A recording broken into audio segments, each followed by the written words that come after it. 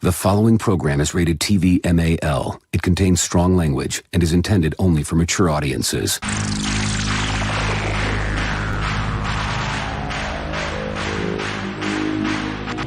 TBS, America's #1 independent television network, presents the following sports exclusive. You're listening to Basically a Sports Show. Follow us on Twitter at Basically Sports. Subscribe to our podcast on iTunes. And check out every episode of the show at basicallysports.tumblr.com. Now here's your hosts, Zach, Greg, Mike. and this is Andy, and you're listening to Basically a Sports Show.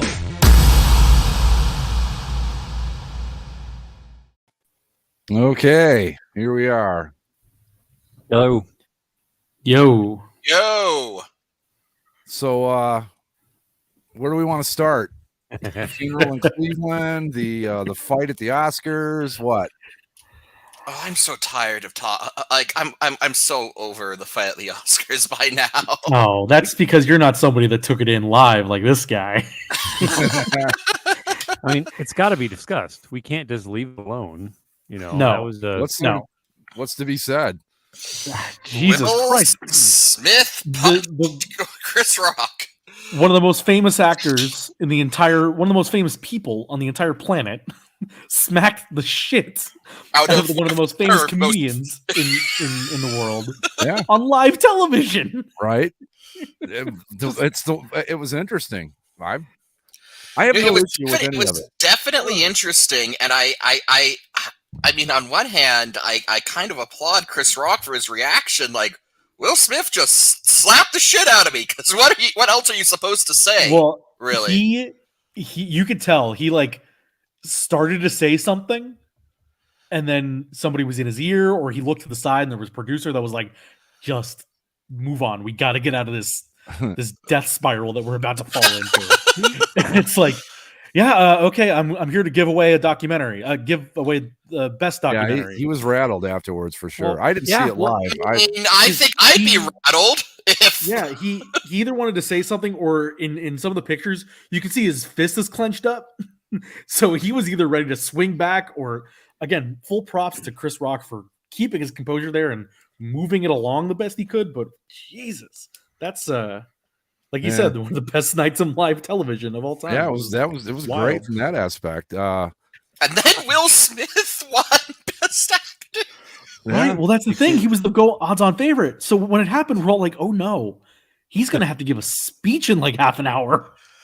I mean, it was a fairly like he didn't apologize to Chris Rock, but he kind of I mean, something's going on with Will Smith and has been for a while now. And I mean, with all the tumult over the open marriage stuff and people up in his personal business. Yeah. Well, the quote unquote open marriage. Well, that's the thing. From what I've read, I just read a recent interview that he did, I think, with Vanity Fair, and it was clear that he and her, they've kind of made their marriage open by necessity, and they don't really want to talk about it anymore.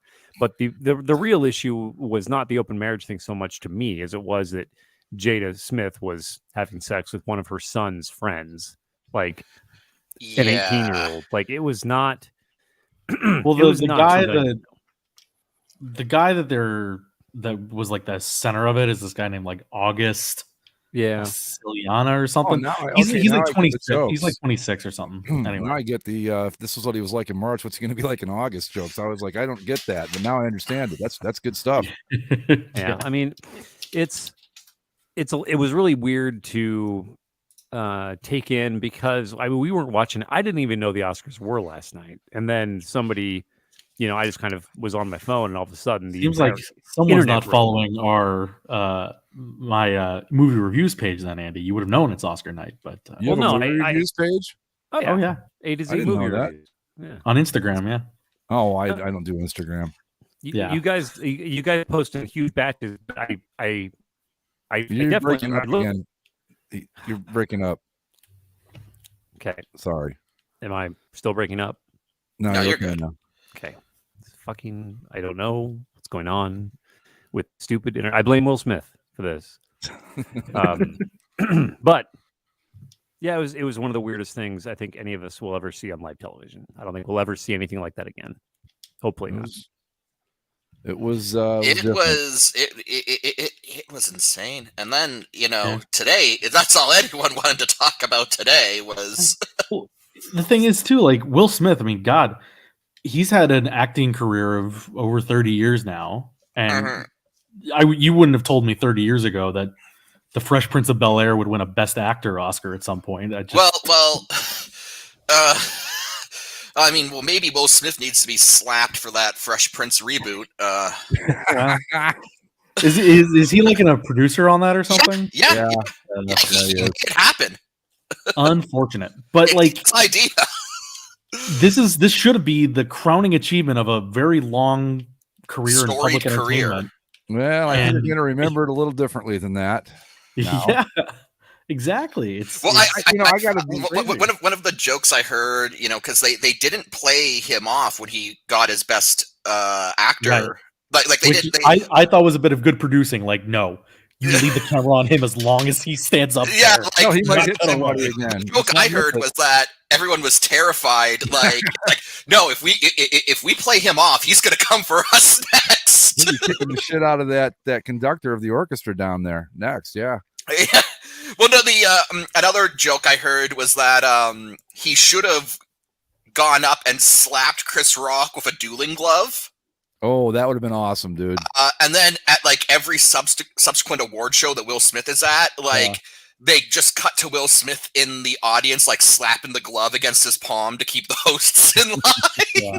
Well, there's a couple things that are weird about how he chose to do that. One is when Chris Rock makes the joke, the G.I. Jane joke, which on its is not a good joke for like 3 reasons. One, it's 2020. It's 2022. G.I. Jane is how old at this point? Like, come on. And then, of course, Jada Pinkett Smith has alopecia, so it's a hair loss thing. Not a. She's also fucking other guys while their husband's married to her too. So I'm sorry. I don't. Well, they also made a joke at that expense. The hosts made a joke along those lines early in the show. But anyway, so Chris Rock says the joke. Will Smith. They cut to the reaction of Will and Jada Pinkett Smith. Jada rolls her eyes heavily and is clearly not pleased at the joke. Will is kind of chuckling and gives a small clap. And then they cut back to Chris Rock. And then at some point, I guess Will saw Jada and then decided to stand up. And then my other thing is the choice of the slap versus a punch or that's more humiliating. Any other thing of like just going up and saying, hey, don't talk shit about my wife and then go and sit back down. But it was like Mike said, it was a duel thing. Like, I will smack your face and then we shall duel. You have offended me. Right, exactly. 1780s shit going on right there. It's that or something I read last night. The Smiths have both been involved in Scientology at different points. Yeah. Right. Yeah. And there's something in Scientology where like a way to express your displeasure with another Scientologist is to slap them. And they have like whole course lines about this discipline of Scientology. Whoa. So if you are a Scientologist, it is acceptable to just go up to another Scientologist and just slap them? Well, I'm going to read you exactly what I saw. Just for, the hell of it. This is from a guy that's like done a lot of reporting on Scientology and that whole line. So he's not talking from a place of ignorance. This guy, Max Burns, if you want to look him up, at the Max Burns on Twitter. It's the fact that under Scientology, Smith's slap of Rock was the only acceptable response to what Rock did. In Scientology, inaction over disrespect is in itself grounds to get yourself slapped by a higher-ranking Scientologist. Much like Tom Cruise, like he mentions that Tom Cruise does a similar thing, but his version of slapping is yelling at people. Okay, that doesn't seem nearly as fun. No. Yeah. If your religion, there's a Scientology course. I'm going full on that. The guy says that Will Smith almost certainly went through Scientology courses that teach you to unapologetically use slaps and physical force to let a fellow Scientologist know they've done something wrong. There's a course that involves slapping / physically humiliating fellow Scientologists in a group setting as a mark of superiority. It's remarkably common within the cult, he said. Wow. What kind of Superior. What kind of fucking dog shit is this? You brought up Tom Cruise, and I don't know if you've ever watched the what was that thing, Going Clear, I think it was called. Yeah, Going Clear. And then Leah Remini from, I don't know, one of those stupid sitcoms did a show, and she was talking about, I think it was, I forget where I heard her in an interview somewhere, but she said that Tom Cruise and I believe John Travolta have achieved a level in Scientology where if they fucking kill someone, you just have to clean it up. That's it. Yep. It's like they've got like 007 status in Scientology, whatever they would call that. But yeah, the end of that thread kind of related to that, because we're like saying that Tom Cruise can do all this stuff in their view because of that. And so I don't know if Will reach that level. There's some conflicting reports of whether they're still involved or not, but they also funded a school that specifically teaches Scientology courses. So I don't know. When you make the Mormons look normal, come on. That's really. I thought that Will Smith was only lightly in Scientology. I thought that Jada was much more of the Scientologist. That movie, what was that movie he did with his son, the space movie? After Earth. It is. That was a Scientology. That was like an homage to Scientology. Yeah, that was an homage to Scientology, and it is also legitimately one of the worst movies I've ever seen. Funny how Scientology movies work out like that. There was the one Travolta did. What was it called? Earth. Yeah, it's something about that religion just doesn't translate to film for some reason. You'd think a religion that has so many like A-list Hollywood actors would be able to put together a decent movie, but no. Yeah. Good thing all of us secular producers, or not us, but good thing they're all out there, I suppose. I don't know. I think the whole thing was. I just find the whole thing absurd. I'm sorry. Of course. I know people are like out of shape about it, and they're mad because he smacked them, and they're mad because they think. I mean, my God, the funniest thing to me is like it was staged. I don't think so. I mean, maybe it was, but I really doubt it. Not at all. Yeah, I don't think so at all. And everyone that I saw on Twitter that reacted it, including myself, like when in the moment it happens, it's like, oh, okay, Will Smith, he's nominated for Best Actor, he's sitting in front row, haha, funny, you made fun of his wife, he's gonna go up there and pretend to slap Chris Rock. But then it's like, no, you heard the sound, and it's like that sounded pretty real. That's what I was telling people. When the sound dropped off, it's like, okay, maybe Chris Rock used the curse word and they had to bleep it out. But then the sound was dropped off for like another 15, 20 seconds. And you can see Will Smith mouthing the words, keep my wife's name out of your effing mouth. It's like, oh, I don't think apparently Denzel Washington was involved. Like, yeah, in the commercial break, he and Tyler Perry and Will Smith's agent all like came to him in the commercial break and calmed him down. Denzel's kind of a mentor for me. You can't fake that sound, the microphone sound. That everybody's like, it was staged. It's like you can't fake that. You just can't. There was a clear impact somewhere. So I Chris Rock's face. Yeah, and I just it's kind of like when Juwan Howard kicked the shit out of that Wisconsin coach. I just don't care. I'm fine. Or, whatever, things happen. I'm just not that really too. That stuff just doesn't bother me that much. I guess I've just got no soul or something. I don't know. It's different, but like that's different. It's different when you see it like in a bar in your hometown on a Tuesday, but it's different when it's Will fucking Smith and Chris fucking Rock on the Oscars. Yeah. The context of the slap is so jarring. Like you have two people who have been in, Will Smith particularly, in a lot of family-friendly-ish action movies. He's got a very clean slate. As far as his entertainment career goes, the Oscars is almost always a fun little event.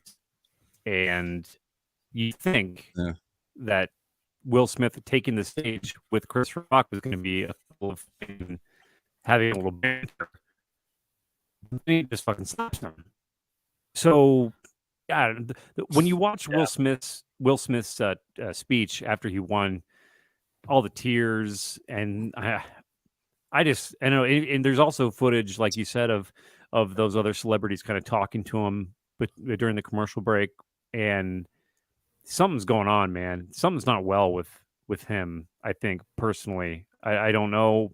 I mean, should we care? No, because these are just famous people that there'll be no consequences for any of this. But it's also just a surreal thing to see on a soft show It'd be like if we were watching a live, like if you were watching Bozo the Clown back when it was live, and Bozo just rears back and kicks a kid in the head. That'd be fucking awesome. I'm sorry. I mean, that'd be fantastic, but it's like, whoa, Bozo, what the hell? Yeah, when it comes to award shows, and particularly the Oscars, like in terms of the Oscars, the worst thing that ever happened to the Oscars was them, misreading the name out of an envelope. It wasn't the two producers having a fist fight on stage for the Oscar. No, that would be interesting. I think that's maybe a way they should look at it from this point forward. Have a little wrestling tournament. Whoever wins, wins. And then in terms of like award show incidents, the only thing that's even close to this, and it's clearly not the same thing, is the Kanye West Taylor Swift thing from all those years ago. Mm-hmm. Where, Taylor's accepting a VMA for as unserious as that is, and then Kanye West comes and grabs the mic and says, "Yeah, Beyonce should have won." And it's like, okay, and because at that point it's like, oh, what do we all do now? And that's kind of what you have here, where it's like everyone stopped for 30 seconds of, oh, what do we, how do we, here's an award. and just kind of moving on. It was pretty wild as far as these things go. I think it certainly won't be topped anytime soon. I think it made it interesting. I honest to God, I would not have paid a single second of attention to it had this not happened. And all of a sudden, my phone's blowing up. And I'm getting texts from you guys. I'm getting texts from my friends in Toledo. Oh my God, did you just see what happened? I'm like, no, I'm busy arguing with this guy in a Harley Davidson forum. So I'm sorry. I don't. Time well spent. Am I arguing with Harley Davidson people? Yeah. Yeah. Well, I think it's about the same, really. At the end of the day, I'm no better off had I watched the Oscars or done that. I wasted time either way. But so yeah, it was interesting, and like I said, I don't get bent out of shape about this stuff. I just don't care. I just don't. I mean, I if they were still fighting, I'd probably still be watching, but because it's just got a train wreck quality to it. But as far as like besmirching the Oscars or whatever, I could give a fuck. I just don't care. And sorry, I'm I'm mostly peeved that the movie that I wanted to win Best Picture didn't win. So. Which was what? I was pulling for Belfast. Belfast was really good. Yeah. I haven't seen that either. Belfast, unfortunately, Belfast is one of the ones that isn't readily available on streaming if you don't want to pay money. I thought Belfast, it's Kenneth Branagh, the director. It's like a semi-autobiographical thing. Yeah, I did see I saw him doing an interview growing up in Northern Ireland. Yeah. I like most of the stuff he's been in too. He's great. I liked it a lot. When it comes to like ranking the best picture nominees, I think it was probably my third choice. I was really happy that it won original screenplay, so that was good for him. I wanted this Japanese film, Drive My Car, that was nominated to win. It's a very long movie. It's 3 full hours of a guy driving a car. No, it's not just a guy driving a car. It's a 3-hour methodical examination of grief and how we handle it as a human condition. That sounds really fun. It's not something that I would recommend people go run out and see. But if you're willing to commit yourself to the art of film for 3 hours, let's just assume that it's on HBO. I do want to take a moment, I guess, to defend the Oscars or as kind of like a thing, because like, okay, I've seen a lot of people, and I'm going to point out a movie specifically because I've seen it brought up. People have been saying it's like, oh, this is why nobody cares about the Oscars. Nobody's seen these movies. They should have nominated No Way Home. And I'm going to say right now, Spider-Man, No Way Home. Oh, right. Fun comic book movie. It is not Best Picture material in any sort of context. No, there are these big tentpole popcorn movies that deserve a look sometimes. Like I think Endgame probably could have earned a nomination. Black Panther did. The Dark Knight changed the amount of nominees because of The Dark Knight not getting it. Yeah. Well, I mean, Heath Ledger won Best Actor for that, so Yeah, no, and it certainly there are times where I would say, yeah, definitely, at least nominate this thing because it deserves to be recognized. But as even as excited as I was to watch No Way Home in the moment, Best Picture is not is not it in terms of especially after seeing all the other Best Picture nominees.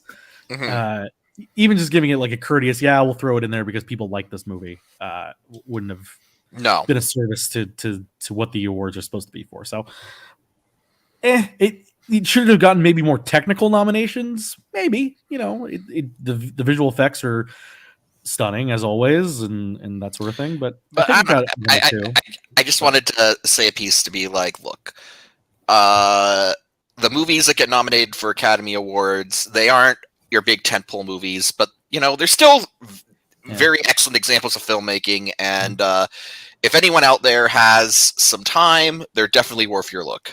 Well, there definitely used to be a time when big movies would get nominated for awards. Yeah, I mean, you have like Goodfellas, Gladiator, Titanic, Aviator. Well, those are not. I mean, those are absolutely.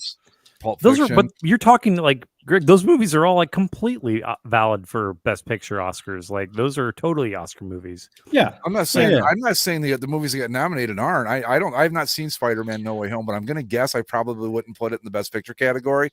Well, sure. I'm just saying that there was a time, it seems to me, and this is where I kind of lost interest in the Oscars when it became all these movies that I've never fucking heard of. Well, they're not good, but so that is in and of itself part of a problem with Hollywood, where basically the mid-level movie has been completely done away with. It used, these days you're either a small independent artsy film or you are a tentpole CGI blockbuster extravaganza that's expected to gross $1 billion. There's no middle ground anymore, and it used to be that a lot of the Oscar movies that people recognized and saw were those mid-level movies, but those movies don't exist anymore. Yeah, the closest we got to like a blockbuster really doing something this year was Dune, but Dune didn't even make as much money as a traditional blockbuster. I mean, $400 million is nothing to shake your stick at, but to Dune's credit, it won all the technical awards that it was nominated for. I think 6 in total for Dune's design, excellent. sound, all that stuff. I love Dune. Dune was. I wouldn't be surprised at all if when they do the part 2 of Dune, that it wins in the same way that Return of the King finally won for the Lord of the Rings movies. Exactly. Yeah. To Mike's point about the mid-level movies, I mean, I'm thinking of. I'm going back to the '80s for some reason because that's where the mid-level movies seem to be the biggest. But like a movie like, say, like The Breakfast Club, which is like a huge, nostalgia movie now. That was a mid-level movie when it came out. And I'm not saying it was Oscar worthy. I'm just saying that you don't see a film like that today. You just don't. Or The Big Chill, which was nominated in the early 80s for Best Picture, I believe. It had a couple of Best Actor nominations, would never get made today. You want something that'll blow everyone's mind? The original Star Wars movie was nominated for Best Picture. Yeah. Yeah. Well, 1977 was one of the craziest things they'd ever seen. Yeah, at the time, it was really like it's hard to imagine now that thing was as groundbreaking as it was, but it was. But so I don't know. I think with the age with TV being what it is now, I mean, you've got so much good stuff. I just don't pay much attention to movies because I can't remember the last movie I saw. I can actually. It was called oh God, what was it called? It was one of those small movies, though. I mean, it was like you've never heard of a single actor that was in this. It was about a oh God, it was shot in there. It was based in New Mexico, and it was about this kid that worked at a radio station, and there was a supposed UFO landing. And it sounds kind of silly, but it was actually really, really good. I vaguely recall this. Yeah, and that's like the last movie I watched. I'm like, wow, I like that a lot. And it's just. Because you've got the big blockbusters, and then like Zach said with what was it called, Zach? The 3-hour treatise on death and dying. I mean, Well, again, that's just one of the nominees. Like I could probably recommend a couple of them for you to see, but I think it's interesting now that so many of these are on all these streaming platforms. The problem is they're so widespread. So if you don't have all of them, like. Unfortunately, I'm at a point in my life where my interests have forced me to collect the Infinity Gauntlet of streaming outlets. I have the Netflix and the HBO and Hulu and Apple TV, and it's just the way it is. And so it's easier to watch most of these than ever. But then there's a few that are always tough to find, and it's different when, like, for some of these, if I had gone with the intent of seeing it in a theater, I would have been locked in. Like Power of the Dog, for example, was probably the number 2 favorite, or one of the top 2 contenders for Best Picture. It's a long, hard movie to watch, and when I was sitting here watching it at home on Netflix, I looked at my phone more than a few amount of times, because it's just you're sitting there kind of, you're taking it in, but you're not as locked in on it as you would be had you gone to see it in a theater. And so it kind of it takes a little bit away from it when you're watching all these things at home. That's my question, though. If a movie's hard to watch and you're looking at your phone during it, okay, my next question is it really that good? I mean, that's what I'm saying, Greg. If I was in a movie theater, it would have had my attention the entire time, because I'm in a movie theater. I got you. All right. Yeah. Whereas when you're at home, it's so easy to get distracted by, oh, look, my laptop's over here, or hey, what's on Instagram? That's fair. All right, I understand what you're saying. There's a difference of the cinematic experience versus just simply watching something. So I think that's kind of hurt these Oscar type movies over the last couple of years, and it's not going away, because Apple TV Plus won the best Oscar this year, beating Netflix to the punch, which I think is pretty funny. What was the Apple TV movie? Coda. Yeah. All right. See, my friends were talking about Coda. Is that good? It's extremely good. Like it's an interesting movie to win, because I don't think it was the best picture. I really don't. It's well made, and it makes you feel good and all that stuff, but it's all kind of formulaic, maybe a little rote, like things you've seen before, a coming of age tale.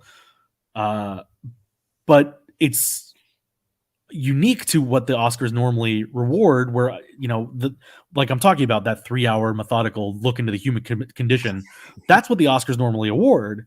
So it's nice to have a kind of wholesome family heartwarmer win Best Picture, and that's on streaming on Apple TV Plus. It's worth your time if you're willing to read the subtitles of a deaf family speaking in sign language. So I would do that. Yeah, it's a good one. Like I don't think it's not like some of these movies where you look back on it in time and be like, oh, really? They picked that over some of these other movies. Like what was it? Social Network didn't win in its year, and you go back and look, you're like, well, what beat it? And I'm trying to find it right now. What was the year the Green Book won? Green Book won. That was 2 years ago. Because I mean, it was fine. 3 years ago, sorry. Fine movie. I can't pronounce the guy's name that played the piano player.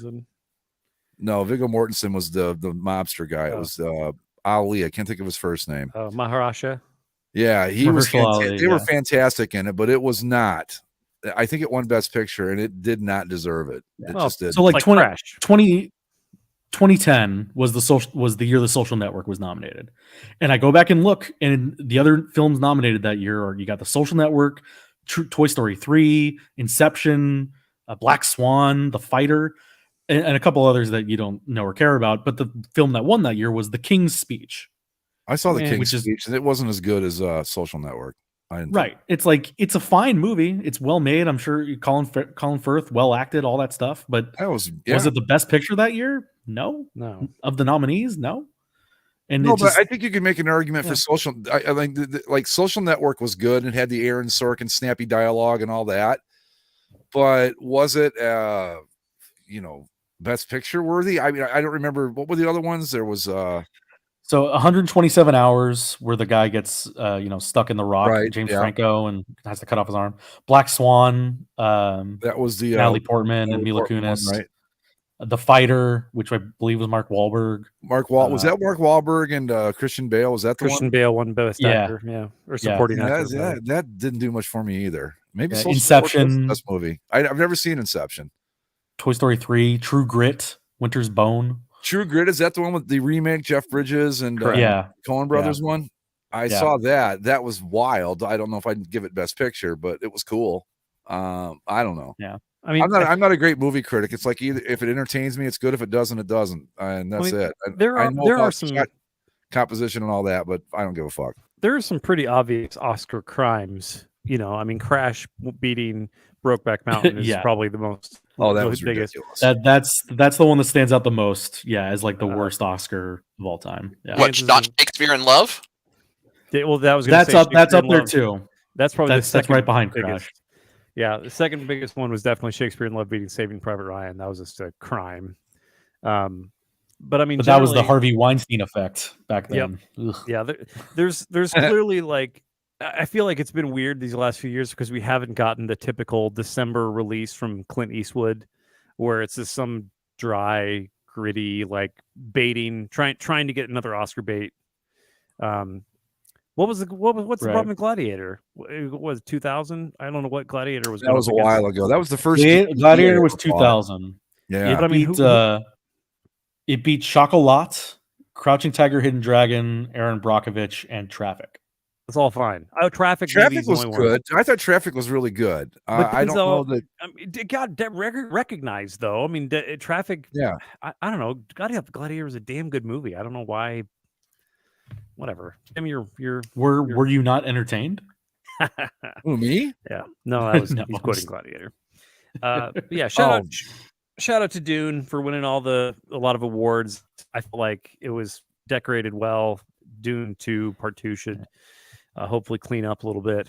But yeah, good for Hans Zimmer too. Also, I don't know what the hell they're doing with the editing stuff to where they're actually like they're hiding a bunch of quote unquote lesser awards. They did that because in. they thought it would garner more interest in the show if you'd have to sit through the technical awards and all that. Yeah, but here's the problem with that. They didn't actually cut them out of the show. Huh? They did it. So what they did, they started the technical awards. Hour of it, yeah. They did that right. They did those live from 4 to 5 Pacific time, and then they spliced them in during the show. But what they did is they still would like for the broadcast, and then they put it on a screen in the theater. They would quickly read through the nominees, say who won, show the guy accepting the award, and show a clip of his speech.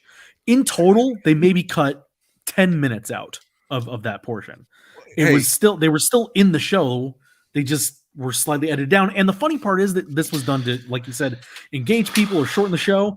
It was still the longest show since 2018. It was 3 hours and 40 minutes. The answer is right there in front of them. We saw it happen live. You want to get people to watch, have some fights break out. Simple as that.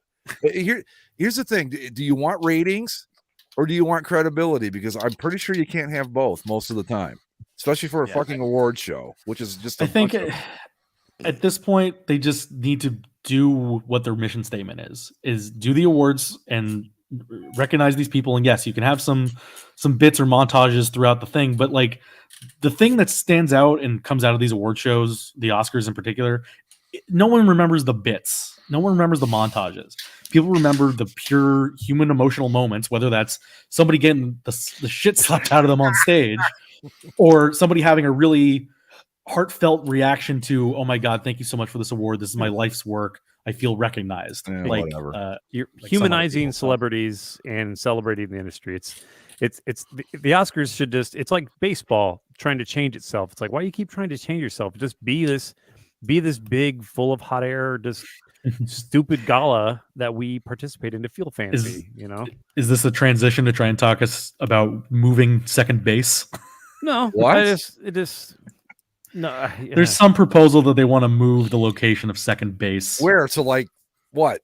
The outfield, the pitcher's mound. It was an article on The Athletic, so I wasn't able to read it because I don't subscribe. But something I didn't know. I didn't realize that second base isn't like perfectly lined up with first and third. So I think the idea would be to move it closer. Oh no! What Or for? something What? like that? To I what don't end? know. What would it do? Closer to home. I mean, What I would don't it do? I don't know. I didn't read the article. I'm just telling you. The only reason I saw it is because McCarthy retweeted it. Yeah, it's totally pointless. I mean, we don't have to. I mean, what do we have to talk about in sports anyway? There's football stuff, I guess. But I just want to say really quick because I this just blows my mind that my girlfriend one time was watching. We were watching something, and they said, "What's the distance between home plate and second base?" And she looked at me, and I'm like, "I've got no fucking idea." I'm like, "I don't know, 100 feet." So, and she sat down and did like this math equation and figured it out, like right down to the inch. I was like, "That's fucking impressive." I could never do that, So Just wanted to throw in my lack of math skills again, but she just like banged it right out. And I was like, all right, some sort of hypotenuse bullshit. I don't know. Like fucking liberal arts major doesn't understand that stuff. Yeah. So minor league baseball, as one of those trial experiments, Oh no.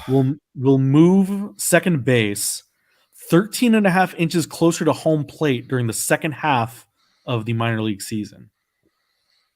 Okay.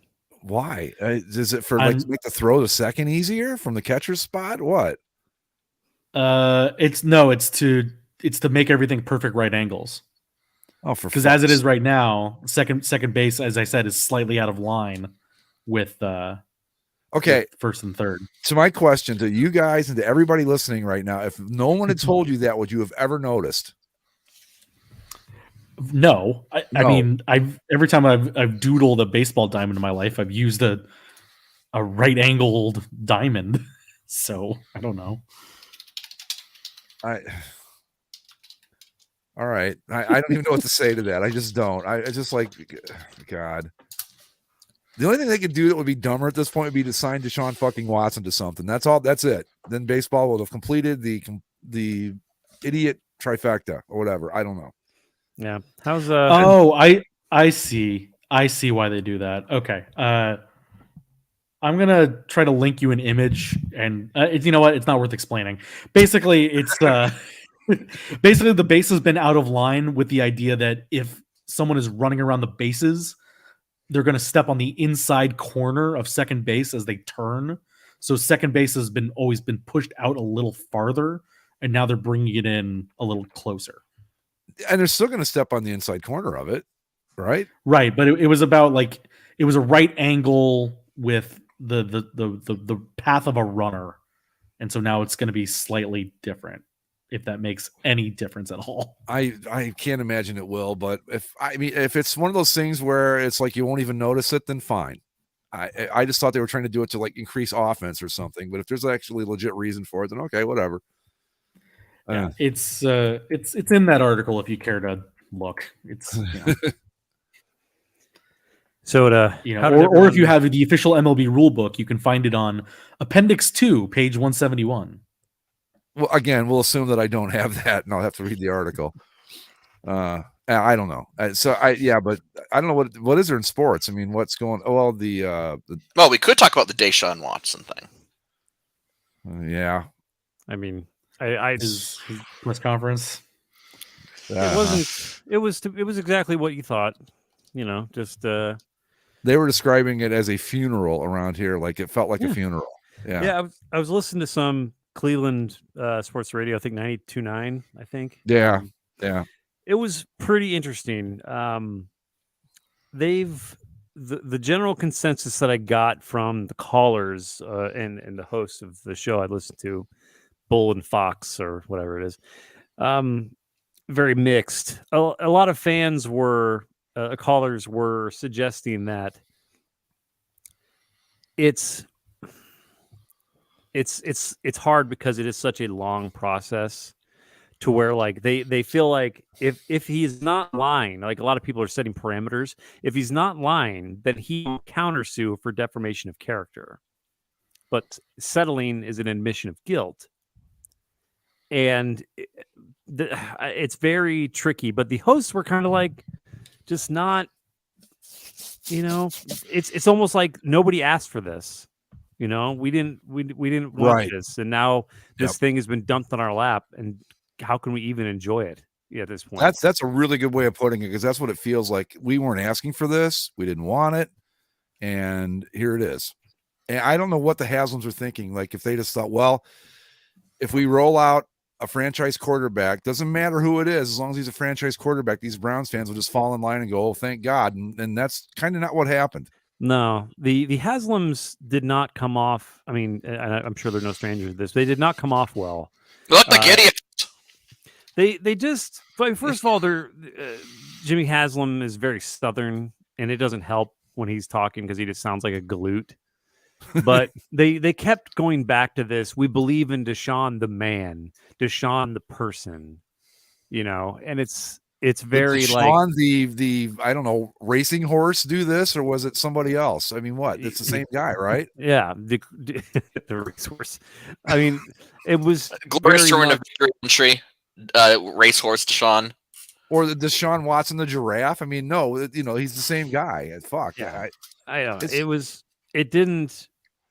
Again, I mean, there was no answer they could have given that would have made people go, okay, Right. we're good now, we're good.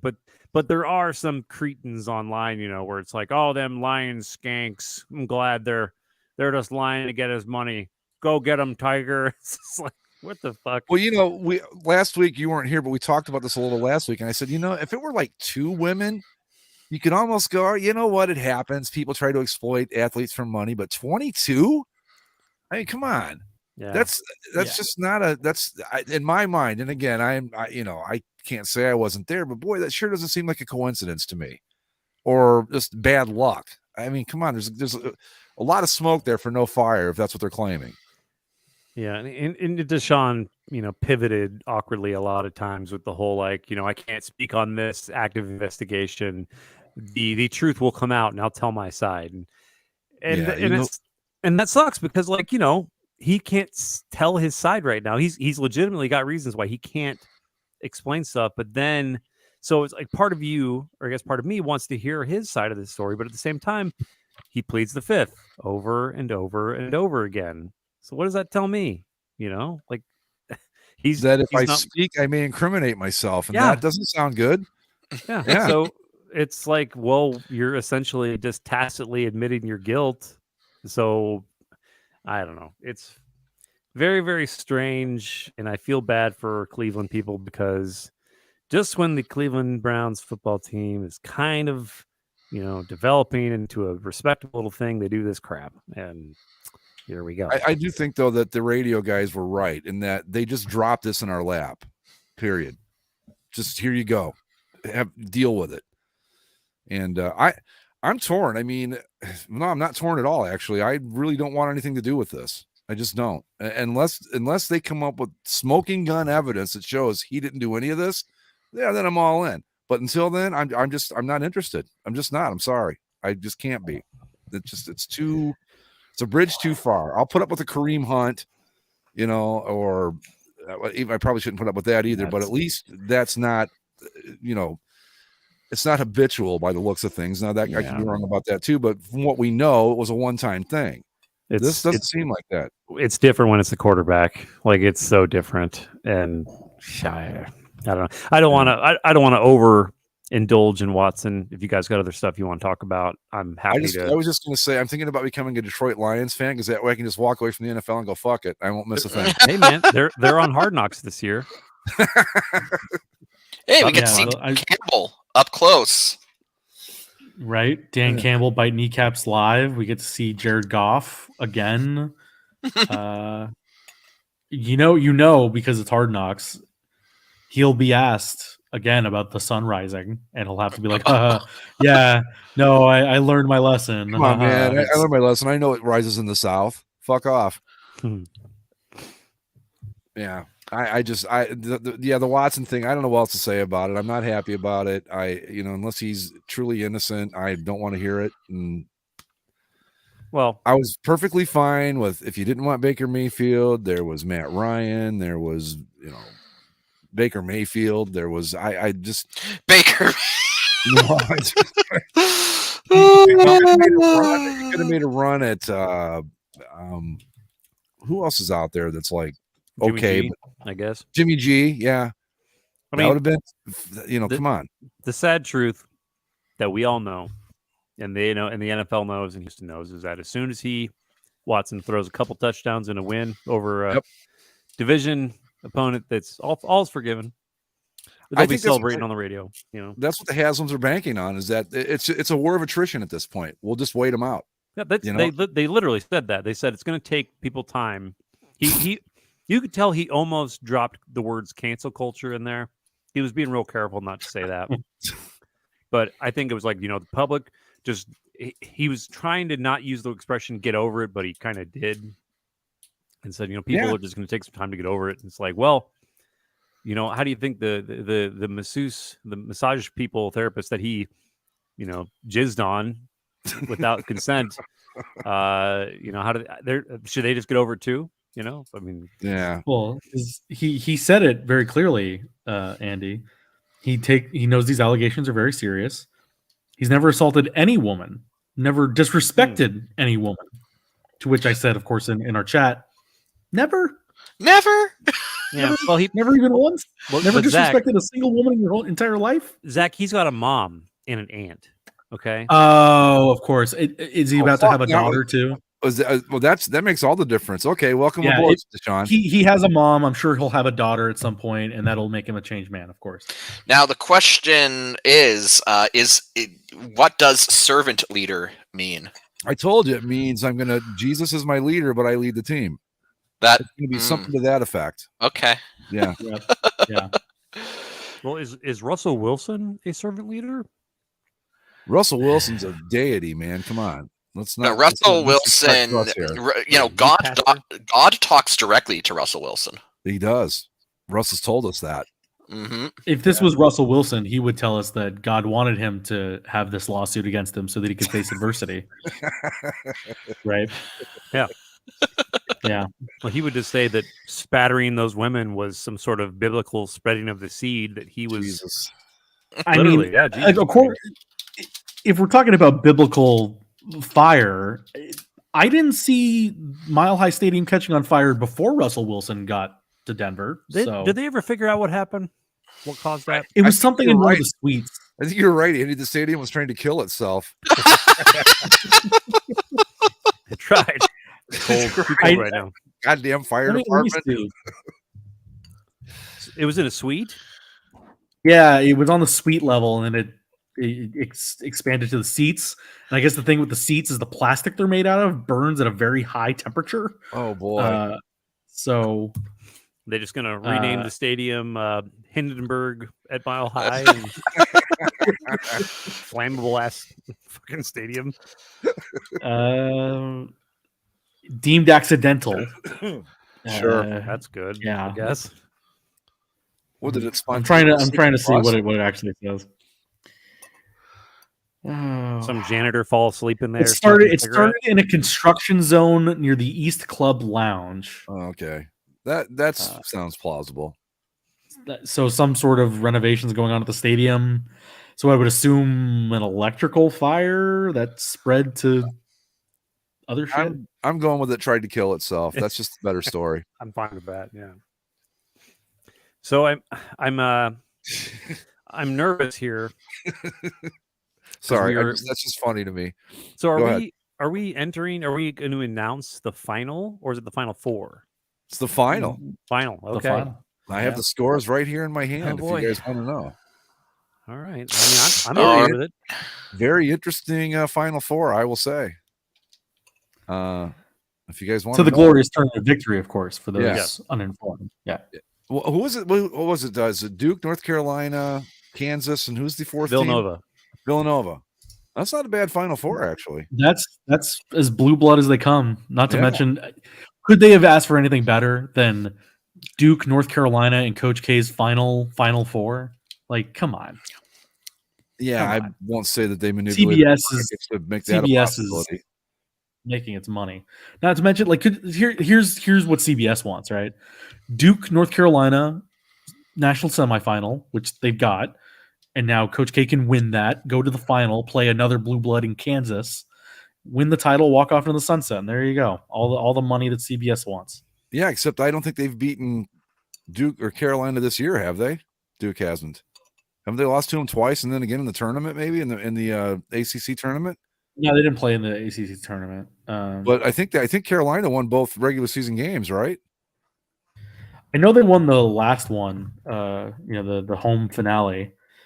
They won both of them. Well, you never know. All right, never know. But yeah, this is for the glorious tournament of victory, the more important tournament of the two. But we had in the first match, Ukrainian Sunflower Grandmother versus Bishop Sycamore Nada High School. Any predictions? Has the interest in the Ukrainian war faded, and people are starting to kind of just passively Ukrainian grandma, or did she go strong? Well, that's the question. I gotta back my entry. I think Ukrainian Sunflower Grandma succeeded. Zach? I'll go Bishop Sycamore. Well, it was a close match, and I've noticed something with the GTOV every year. The voting seems to drop off significantly after the Elite Eight. I don't know why that is, but it seems to be the case every year. So this was a close one. It was a 3-point match, and much to my surprise, Bishop Sycamore, not a high school, beat Ukrainian Sunflower Grandmother 11-8. There you go. Okay. Cosmic Right, he said that the Rip from the Headlines region was going to take it, and so far we're still on course. So he knows more than I do. And then finally, number 1 seed Born Again Thanos taking on the dominant force of the tournament so far, 1950s lewd chimp pornographer. Is this the title game? It's the no. Wait, I'm what? saying no, but is this the de facto title game? Like whoever wins this, do you think that they win the final? You know what? I don't know. I would have said so a week ago, but I thought the grandmother was going to roll all the way to the championship. So I really don't know at this point. I'm feeling like I did last year with Cocaine Bear. He just came out of nowhere. So I don't know. But that chimp's been, up until this one, he had been kicking ass all the way. Not even close the whole way through. So I always feel like my candidate's kind of run out of steam at some point, and I feel like this was a pretty tough match against Thanos, Born Again. But who knows? Stranger things have happened. Yeah. Anybody else? Fans love their chimps. I think there's the groups that have done the most for chimps in the last 10 years, Jane Goodall and this show, right? 1 and 2 right there. For sure. Yeah, it was, again, the chimp pornographer just kicking the daylights out of Born Again Thanos 14-5. I've never seen this. I mean, I've seen the chimps dominate, but never like this from day one. It's a special chimp. It really is. It's the photographic evidence that really puts this chimp over the top. And you get a matchup between another great piece of photographic evidence like the Born Again Thanos mural, but this thing would have lost the imagination.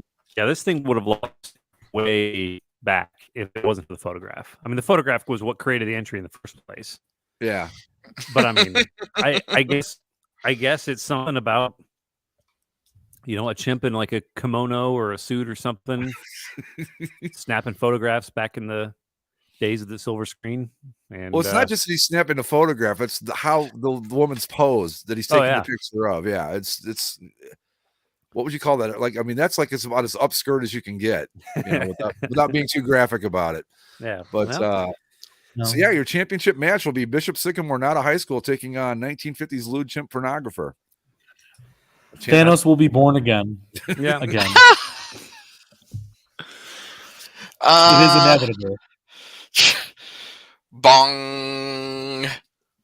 Yeah, I'm surprised. I thought the final was going to be the grandma against Born Again Thanos. I thought it'd be all chalk, 2 number 1 seeds going at it, but that chimp pornographer, he was just unbeatable from the start.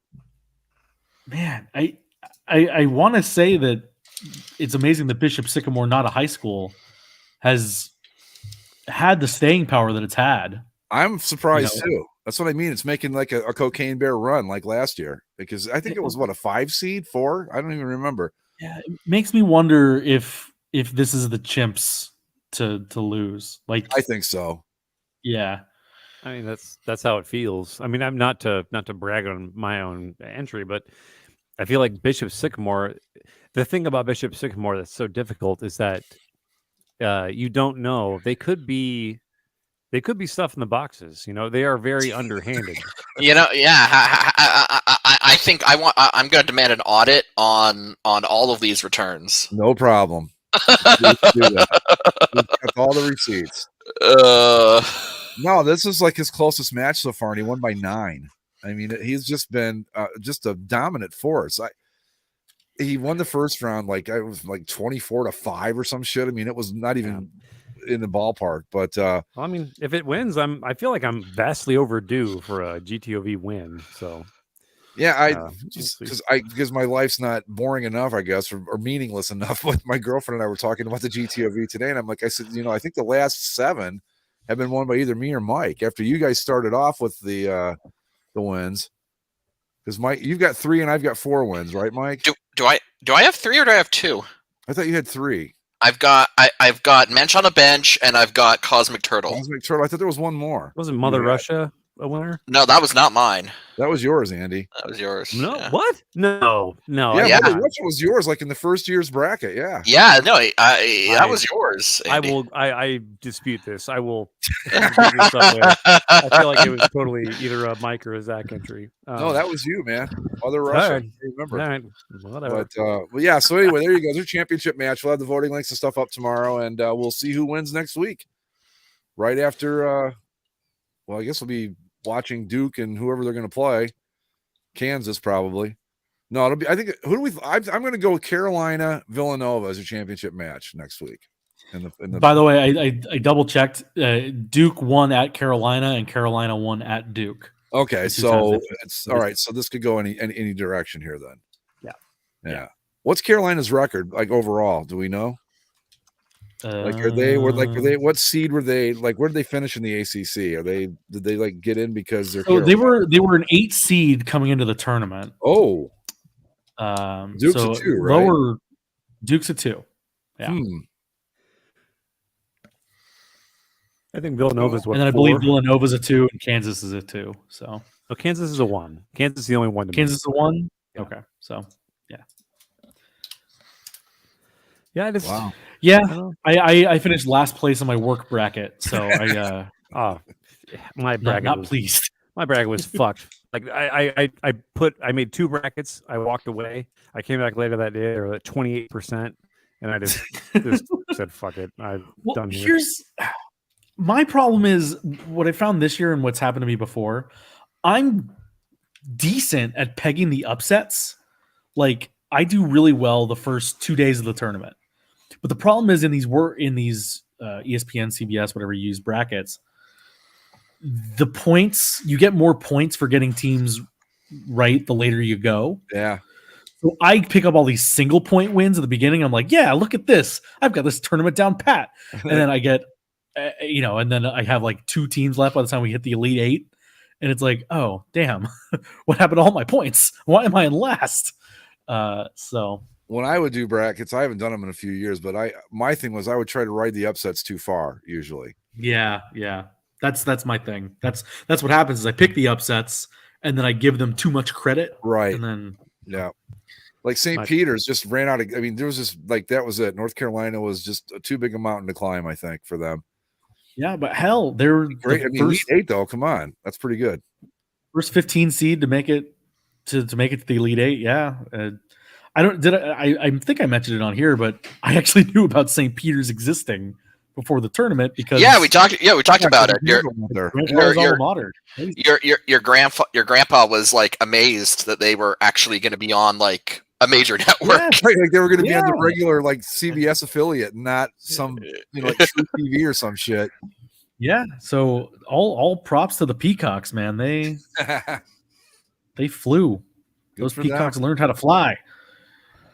And we'll probably never hear from them again after this. No. Well, they've earned the conference a hell of a lot of money, so that's true. That's something that they can work on, going forward. So, I mean, it's good that they did this after their recent rebrand of the school's athletic program. So they got a clean peacock logo. Yeah, what do they used to be? They were the Peacocks. Oh, it was just like. Oh, okay. I thought that maybe they were like a change from like a Native American name or something. No. They've been the Peacocks since 1930. Wow. Yeah.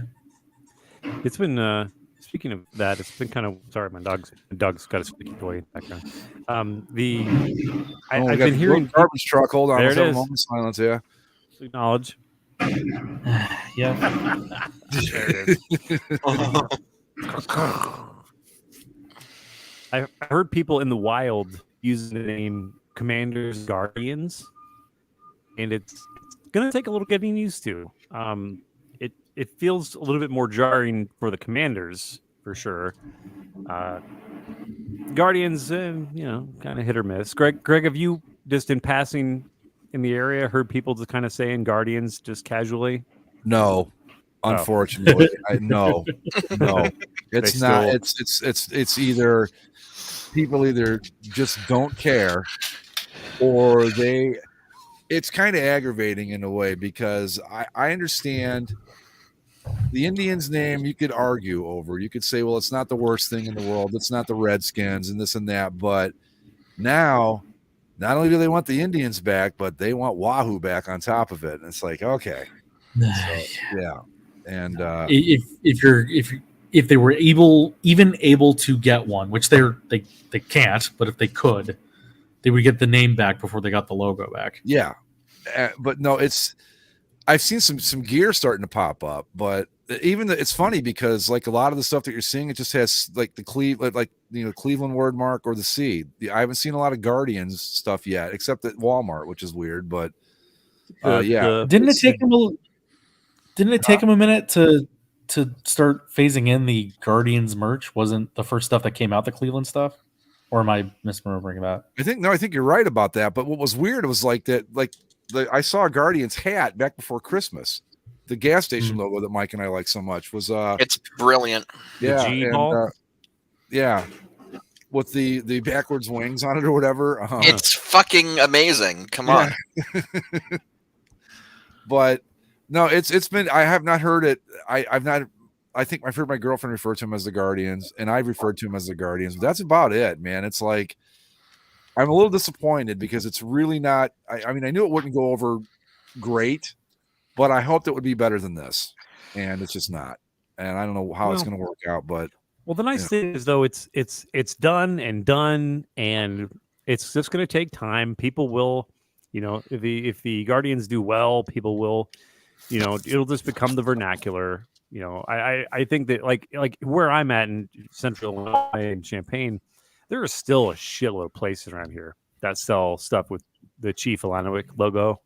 Yeah, it's really weird. Like none of them are affiliated with the university, but you same here. You can get Wahoo stuff all over the place here, but none of it's licensed. Yeah, right. But the same token, their University of Illinois is the Illini name really doesn't mean anything at all anymore. It's just kind of like a word, and the logo is just the big I. Yep. So none of their marketing has anything to do at all with any sort of references to Native American culture at all. Whereas like the Indians, literally, that's the thing. They're Indians. So they kind of had to, they tried it a little bit with script I and stuff like that, but it just isn't going to work. So the Guardians thing, it'll take, maybe a year or two, it'll kind of settle in. I'm thinking more, probably a little longer than that. I'm thinking in 5 years, it'll finally, I mean, it'll obviously it'll progress as we go. Yeah, it'll be better next year than it is this year and better that year. But I think in 5 years, it'll finally be kind of complete where people will just go, okay, this is who we are now. But it's just kind of, it's sad to me that they're clinging. And I get it. I grew up with the Indians too. I understand. I do. But, it's over. You lost. And just take the L and walk away. And or maybe not even an L. Maybe that's the wrong way of putting it. But it is what it is. And you can complain all you want. They're not going to bring it back. So just what the fuck? Why are you wasting your time? I don't know. Yeah. Speaking of offensive branding. Okay. Unfortunately for the timing of our show, these were released after the game took place after, so we could talk about these now. Mike. The Toronto bead reliefs. This is I said it on the forums. I'll say it here. This is uniform Armageddon for me. Like there really is no two ways about it. This is the worst thing I've seen. I've seen worse uniforms, but nothing has hurt like this. So I want you to visualize something, Mike. I want you to visualize Austin Matthews raising the Stanley Cup. He is celebrating a Stanley Cup victory, and as he holds it up, the camera pans down, and you see the black, yellow leaf smiley face, The Walmart leaf. with the fight strap sticking out the back. And Because after winning, he clearly threw his jersey off and turned it inside out. yes, Well, they he all is a do. Bieber. He is a Bieber. He is personal friends with Justin Bieber. Oh yeah. So they were hanging out in the locker room on Wednesday. Yeah. Mitch Marner's, he's taking the blue off and inverting it, and everyone's like, "Yeah, Bieber." And then Bieber comes on the ice and he gets lapped with a cup. And Oh no, like, no. so I mean, do you think? I mean, I know I asked you on the text, but I want to ask you again. Would that be worth it? The Leafs finally raise a cup, but they do it wearing that shit. You had to sell your soul. Literally. As I said in the text, why does it have to hurt like this? I told you, Mike, you get used to it. Yeah, like, I mean, here's the thing. I'll take the cup. Right. Without a question, I'll take the cup. But God, that is not a pleasant. No, why? For people that don't know what we're talking about, good for you, because your eyes have been saved. The Maple Leafs took part in the Next Gen game last Wednesday, where they wore black jerseys with blue stripes and Shinori tie-dye pattern in the middle of the stripes and on the leaf itself. There was the Toronto skyline was involved. Yeah. And these jerseys are reversible. You can turn it inside out, and on the inside, it's black with yellow stripes and a yellow maple leaf with a little smiley face in the vein of Justin Bieber's Drew brand. Which I was only vaguely aware of, by the way. Like, I unfortunately knew about it. But nothing says classy like a reversible jersey. That's just it. Just screams professionalism. Who doesn't want to wear their clothes inside out sometimes? Right. Have we gotten any numbers as far as how these are selling? So they were the highest selling in North America. Yeah, very well. Of course they are. People are fucking worst. Just the worst. Not only that, there are Leafs podcasts where Leafs fans have been going, "Oh, I like them." Yeah, I think the thing. To which I say, gentlemen, no, you forfeited. You forfeited your fandom. Yeah. When it comes to sales, the thing to remember with this is Bieber's also selling these on the brand's website. So if you're somebody that's just a Justin Bieber stan, and you just love his brand and you think, "Oh, that looks fire," you buy it and exclusively wear it inside out, and nobody like, you wear it inside out with your ski mask, I guess. With your what I call the Riddler gimp look, like Riddler gimp, cheek. The promotional photos on the brand's Instagram were not. I know we're still in this year's GTOV, but someone write down Riddler Gimp for next year. Riddler Gimp. Justin Bieber Riddler Gimp. That just rolls right off the tongue, doesn't it? Justin Bieber Riddler Gimp. Andy, you brought up a good point about fans, because the NFL today tweeted out, "What's your favorite uniform? Or what's the best uniform in the NFL?" And I thought, well, this might be fun. I clicked on it. Oh my God. The Arizona Cardinals. It was like somebody listed the Denver Broncos. It was I just couldn't believe it. It was a lot of it was either the Raiders, the Cowboys, or shit. There was no, Chargers, no, like the Bears. Or somebody goes, anybody but the Bears. I'm like, oh my God, this person's too fucking stupid to live. But no, this shit is fucking awful. This is, I've seen the destruction of not just my team, but my team that has a original 6 pedigree. You should be above this stuff, Maple Leafs. Yeah. Hold on. Well, and of course, we need to reconsider our entire existence here as well, because let's not forget that these jerseys are quote unquote Chris Creamer approved. Yeah. You know what? I've thought about. I have to think he said that because they sent him one. Mm-hmm. Yeah. Well, I mean, the picture. Just like Chris, blink twice if you're okay. Yeah, the picture that he took wearing it was inside Scotia Arena, and so I have to think that like Andy said, like fucking Brendan Shanahan was just off camera holding a gun at him or something. Well, it was clear. Like Chris has some people, he has a connection with the Maple Leafs organization in a way. I think because they put him in, as we discussed in our interview with him a while back, he got to look at that just terrible all white, the reverse retro. Yes. Yeah. So I mean, like he's got some insider things. I'm sure they call him as soon as they have something new like this, and he's never gonna say anything bad about it. And they should call him for advice rather than like promotion. Right. They'll never. Don't ask his opinion. Ask his advice. I agree. They just want his promotion so that uniform people can look at it and react. Yeah, and I think he's in a position too, like you said. I don't think he can really be hypercritical of anything because he's got relationships he's got to worry about, and this is how he makes his living. So I'm not going to knock him for that. No, I mean, we can. I think it's fine to kind of to elbow him in the ribs a little bit. Yeah, like what are you thinking? But yeah, I mean, but do what you got to do. But come on, really. So I want to ask you, what's the bigger crime? Well, I know it's hard. It's a hard question.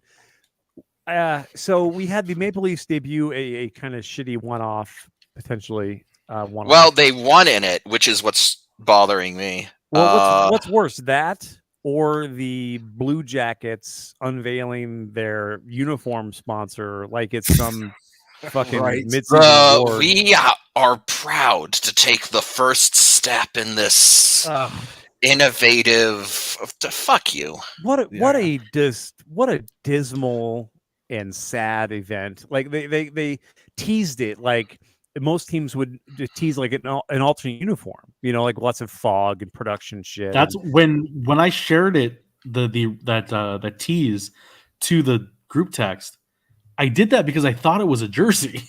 Yeah, I didn't realize what it was. Yeah, I thought it was going to be the Canon logo on the with the primary colors. That's what I figured was going to happen. Yeah, no, it was just this stupid safe sponsorship. Yeah. And it's the first of many. I know that we're going to see this all over the place, but it makes me so ill that they that these pathetic assholes that run the Blue Jackets were on the phone with SafeLight, whatever bullshit company, and we're like, we got our Twitter marketing team. We're gonna edit this video, make it all sexy, and as soon as the fans see that logo on our jersey, they're gonna buy it right up. Oh fuck yeah, it's gonna be great.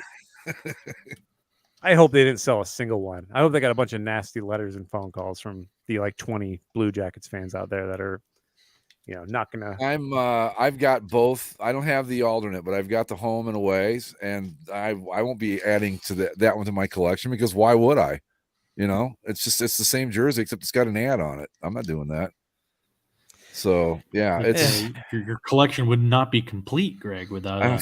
You know what? I'll have to live with that. I'll just have to learn to live with it. No, I know. I think we said it last week where, if you like your team's current jersey, any hockey fan out there, buy it now because everybody's going to get these things starting next year. I want to get Andy's thoughts on this because we brought this up last week.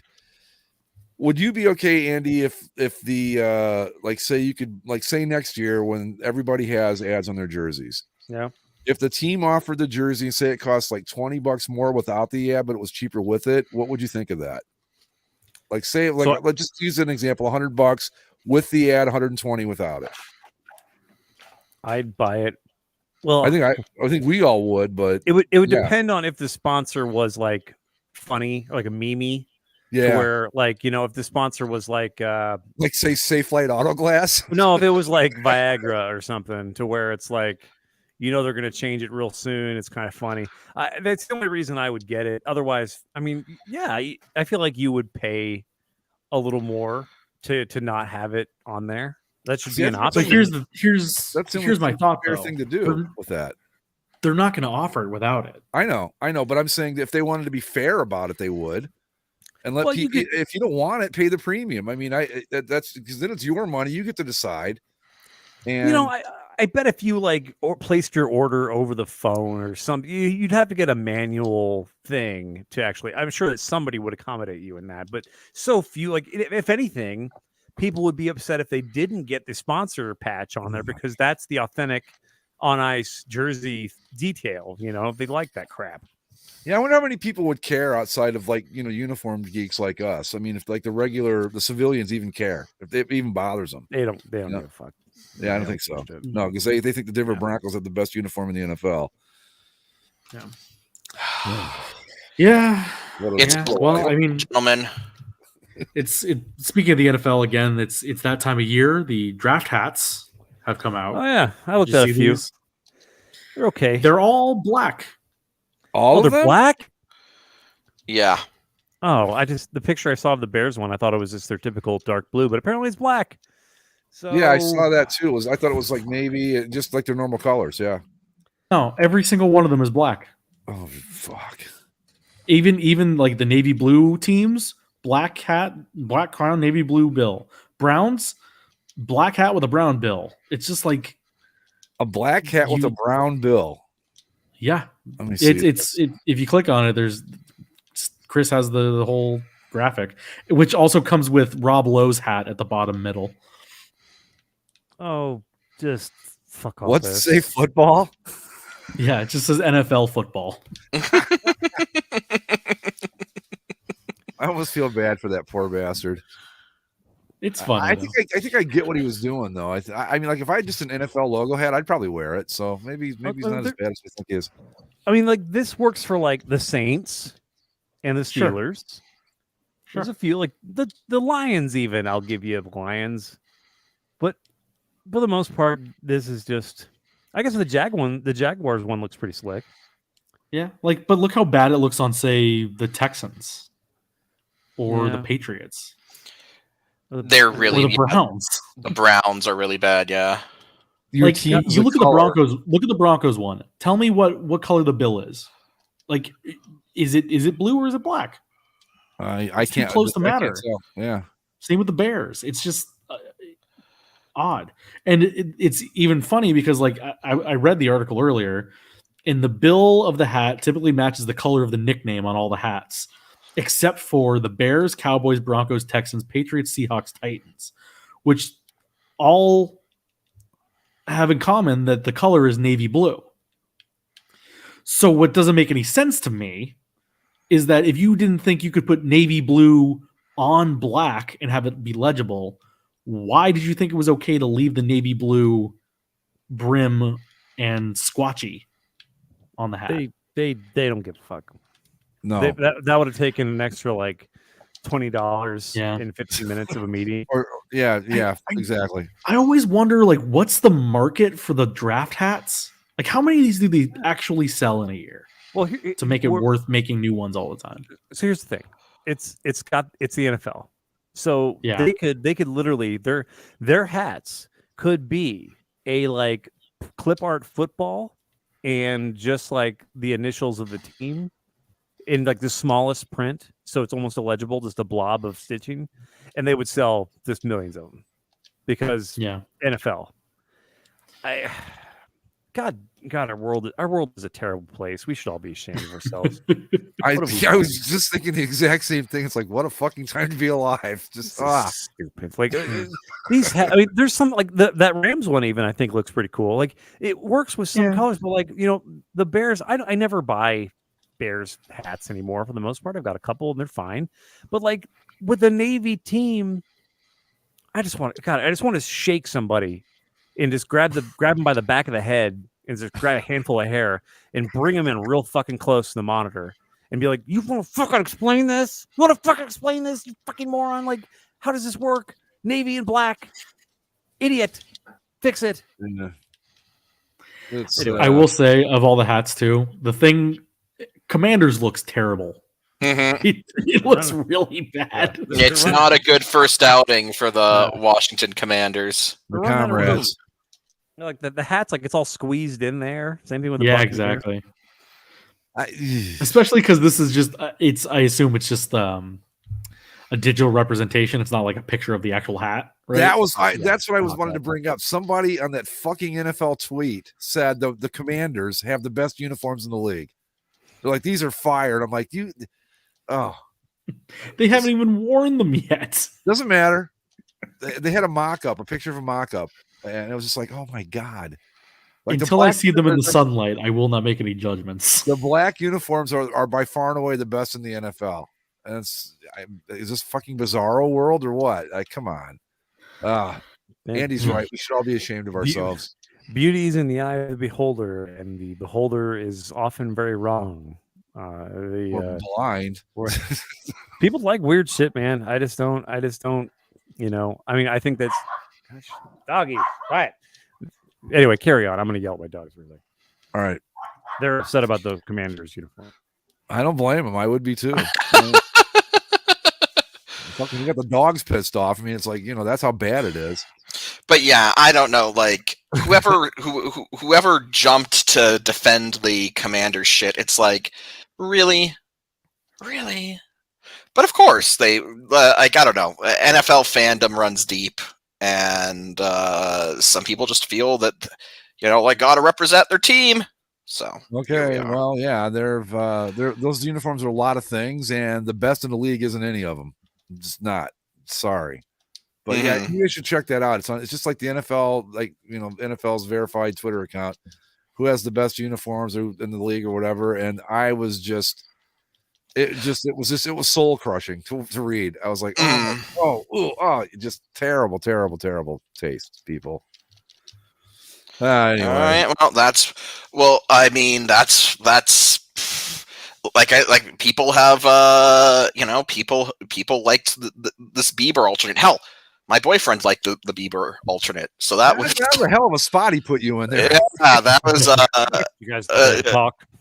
I was talking to him and I'm like, yeah, I can't I hate these. He's like, I like them. Yeah. He just wakes up. Oh, go ahead. I thought about this for a little bit. Mm-hmm. I keep looking at these stupid jerseys. Mm-hmm. If they didn't have the inside out portion, and if the leaf wasn't that tie-dye nonsense, these would be okay. Yeah, but they're not. They still would be great. It would be like, the Leafs, you really sold yourselves for a black for black's sake jersey. Okay, fine. It's relatively harmless in the scheme of alternate jerseys, but do what you will. But unfortunately, it does come with everything, so it's terrible. Well, I mean, the discussion that we had is, are these worse than the Smashville jerseys? And I would say that on a pure design element, the Smashville jerseys are worse because they have that really uncomfortable design element going. That, but where these sort of are worse is the reversible element, as Zach said. Like I said, nothing says cool like a reversible jersey. Mm-hmm. Oh, again, speaking of the NHL, add another paperclip into the only the goddamn NHL file this last week, with my team being at the center of it, as the Vegas Golden Knights traded a player to a team, not knowing that the player had a no trade clause and that the team they traded him to was on the no trade list. Nice so job. A trade that was made within the final minutes of the trade deadline and didn't get approved until 2 hours after the trade deadline, and wasn't nullified until 3 days after the trade deadline. Only in the goddamn NHL. Wow! So even if he wanted to be traded, it was too late at that point. Like he couldn't even get traded. Even if Vegas wanted to trade him, and trust me, they need to based on the salary cap, they weren't able to, because if they trade him after the deadline, you can make trades after the deadline, but the player cannot play for the team for the rest of the season or playoffs. So they would just be essentially setting him somewhere to go sit down for a couple months. Wow.